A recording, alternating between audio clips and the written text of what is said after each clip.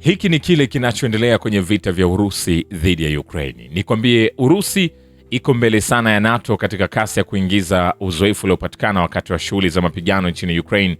Admiral wa Ufaransa Pierre, kamanda mkuu wa ushirika wa NATO, anasema wakati wa hotuba kwenye klabu ya kitaifa ya waandishi wa habari huko Washington. Kulingana naye, mabadiliko ya tabia kwa kasi kubwa sana yanaonekana katika uhasama nchini Ukraine. Anasema, tumeona kasi ya mageuzi, kwa hivyo somo la kwanza tunalohitaji kuchukua hatua na kuzingatia ni je, tuna shirika linaloweza kubadilika kwa kasi hiyo, anasema Pierre, na kuongeza kuwa kwa maoni yake Ukraine kwa sasa ni ukumbi wa mapigano ya ndege zisizo na rubani na roboti.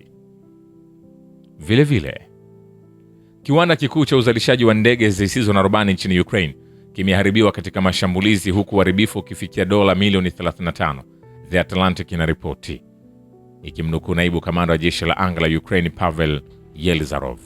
Miezi michache iliyopita, wimbi la ndege zisizo na rubani za Urusi liliharibu kituo kikuu kinachozalisha ndege zisizo na rubani kwa ajili ya kundi la Lazar na kuteketeza takriban vifaa vya dola milioni 35, ikiwa ni pamoja na akiba kubwa ya silaha, Yelizarov alisema.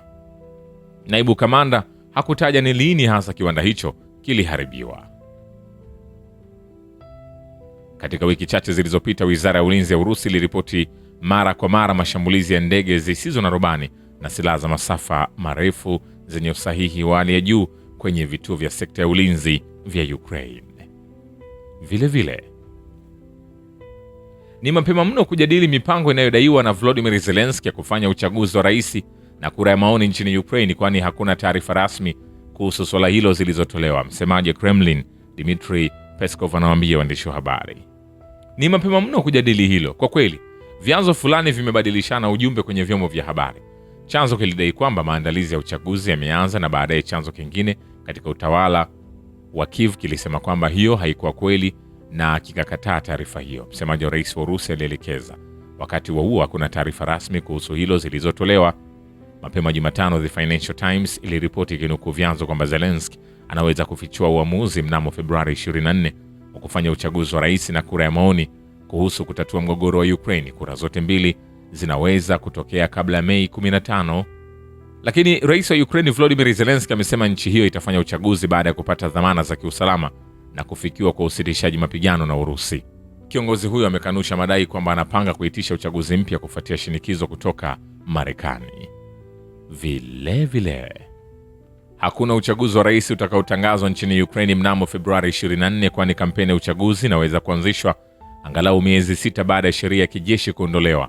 Ogla Ivazovskaya kutoka kundi la wabunge linalofanya kazi kuelekea uchaguzi anasema, kazi ya pamoja katika kuandaa sheria za kufanya uchaguzi wa kwanza baada ya vita inaendelea, na inaeleweka kwamba angalau miezi 6 lazima ipite baada ya sheria ya kijeshi kuondolewa kabla ya kampeni ya uchaguzi kuanza. Kulingana na Ivazovskaya, kundi hilo la wabunge litaitisha mkutano mwingine mnamo Februari 12, huku mikutano zaidi na vikundi na makundi ya wabunge ikipangwa baada ya muswada uchaguzi kuandikwa. Vile vile, nikwambie, Florian Philippot, kiongozi wa chama cha siasa cha Ufaransa cha Les Patriotes, ametoa maoni kwamba rais wa Marekani Donald Trump anataka kumwondoa Volodymyr Zelensky katika utawala wa Ukraine, kujibu makala Financial Times ikisema kwamba chini ya shinikizo kutoka kwa utawala wa Marekani, Kiev imeanza kupanga kufanya uchaguzi wa rais na kura ya maoni kuhusu makubaliano ya amani na Urusi. Anasema, janga kwa mtu ambaye ameshikilia madaraka bila uchaguzi kwa miaka miwili, Philippot aliandika kwenye ukurasa wake kwenye mtandao wa kijamii wa X. Trump anataka kumwondoa Zelensky, kikwazo cha amani, hakika inaonekana hivyo. Kulingana na taarifa kutoka Financial Times ambayo inanukuu kutoka kwa vyanzo, kura zote mbili zinapaswa kufanyika ifikapo Mei 15. Vile vile, wazazi kadhaa wameshindwa kuwapata na kuwarudisha watoto wao baada ya kuhama kutoka Ukraine. Kamishna wa rais wa Urusi wa haki za watoto Maria Lvova-Belova anasema, akitoa maoni kuhusu sheria mpya ya Kiukraine inayoruhusu uhamishaji wa watoto kwa lazima kutoka maeneo ya uhasama bila idhini ya wazazi. Hapo hapo kwenye uwanja wa kivita, uwezo wa uzalishaji wa umeme nchini Ukraine umepungua kwa gigawatts 10 hivi karibuni kutokana na uharibifu wa miundombinu, Bloomberg inaripoti ikimnukuu Volodymyr Zelensky. Zelensky anasema katika mahojiano na shirika la habari kwamba uhaba wa umeme wa kila siku ulifikia 5 hadi 6 gigawatts katika saa za kilele, Kulingana naye, haitawezekana kutengeneza baadhi ya maeneo ya nishati yaliyoharibiwa hadi msimu ujao wa joto. Lakini nikwambie, mkuu wa utawala wa Kyiv Volodymyr Zelensky angekubali kufanya uchaguzi nchini Ukraine mradi tu Marekani itachukua hatua za kuhakikisha usalama katika vituo vya kupiga kura.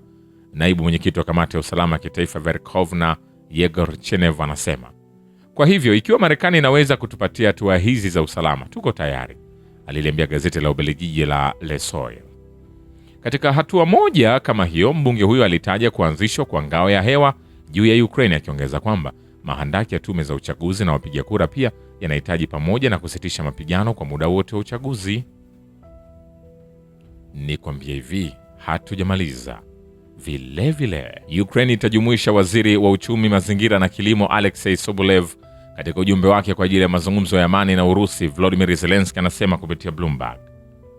Kyiv inakusudia kuzingatia ufufuaji wa uchumi katika hatua inayofuata ya mashauriano na itaijumuisha Sobolev katika ujumbe wake kwa lengo hilo. Katika mazungumzo yake na chombo cha habari, Zelensky alisema kwamba Ukraine inatarajia Umoja wa Ulaya kuanzisha utaratibu wa usaidizi wa kifedha, ikisisitiza kwamba hata ufadhili unaowezekana kutoka kwenye mali zilizozuiliwa za Urusi hautoshi kwa mahitaji ya muda mrefu ya nchi hiyo. Vilevile, Volodymyr Zelensky anadhoofisha mipango ya amani kuelekea kutatua mgogoro wa Ukraine kwa sababu yeye binafsi anafaidika kutokana na vita. Naibu mkuu wa kamati ya masuala ya nje ni baraza la shirikisho la Urusi, Natalia Nikonorova anasema. Hapo awali Zelensky aliambia channel ya TV ya My Ukraine kwamba mazungumzo huko Abu Dhabi hayakubadilisha msimamo wa Kyiv kuhusu kuondolewa kwa wanajeshi kutoka Donbas. Kulingana naye, Ukraine itasimama imara. Kuhusu Zelensky, nadhani hana cha kuwa na wasiwasi tena. Kwa muda mrefu ameharibu taswira yake katika uwanja wa kimataifa. Kumekuwa na kashfa nyingi. Kwa maoni yangu, kitu pekee anachojali ni kujitajirisha na kufanya chochote ambacho wateja wake wa magharibi wanasema, lakini kwa kweli alipoteza sifa yake muda mrefu uliopita, Nikonorov alisema kando ya mkutano wa baraza la shirikisho kuhusu ujumuishaji wa maeneo yaliyounganishwa katika mifumo ya kisheria na kijamii na kiuchumi ya Urusi iliyofanyika katika baraza la jimbo la Crimea. Mkuu wa sera za kigeni wa AU Kaja Kallas amewaambia waandishi wa habari kabla ya mkutano wa mawaziri wa ulinzi wa jamii, AU inafikiria kuhamisha mafunzo yake ya kijeshi kutoka Ulaya hadi maeneo ya mafunzo mahali fulani nchini Ukraine, anasema mkuu wa sera za kigeni wa AU Kaja Kallas. Tunajadili mafunzo ya kijeshi katika eneo la Ukraine. Vituo viwili vya mafunzo tayari vimechaguliwa kwa madhumuni haya. Kwa sasa wanajeshi wa Ulaya wanafanya mafunzo kwa wanajeshi wa Ukraine nje ya Ukraine. Vilevile, Ulaya inasukuma Kyiv kuendelea kupigana kwani haioni faida katika juhudi za amani. Yulia Danova, mkuu wa ujumbe wa Urusi katika mazungumzo ya Vienna kuhusu usalama wa kijeshi na udhibiti wa silaha, anasema. Hayo yakiendelea, juhudi za AU kuweka vikwazo katika kutatua mgogoro wa Ukraine zitaiingiza Ulaya matatani, Yulia Danova, mkuu wa ujumbe wa Urusi, anasema. Lakini pia waziri wa ulinzi wa Ujerumani Boris Pistorius amesema kwamba Ukraine inahitaji euro bilioni 60 kwa usaidizi wa kigeni mwaka huu ili kukidhi mahitaji yake. Mwaka huu tu mahitaji ya Ukraine kwa usaidizi wa nje ili kukidhi mahitaji yake yanafikia euro bilioni 60. Kwa hivyo, kila bilioni kutoka vyanzo vyote viwili vya pande mbili, ikimaanisha kitaifa na Ulaya, ni muhimu, Pistorius alisema alipofika katika mkutano wa kawaida wa mawaziri wa ulinzi wa AU kwa Brussels. Anashiriki wasiwasi wa baadhi ya nchi kwamba mkopo wa AU kwa Ukraine unaweza kusababisha kupungua kwa usaidizi wa pande mbili kwa Kyiv. Kwa kawaida mimi ushiriki wasiwasi huu kwa sababu tunahitaji fedha hizi juu ya kile ambacho tayari kipo, waziri huyo alisema. Ni pesa za ziada tunazohitaji. Shukran kwa Babu Kivita ni historia ya dunia. Mimi ni Richard Shio, The Rich Voice. Ni follow Instagram na TikTok kama Rich Voice Official. Asante.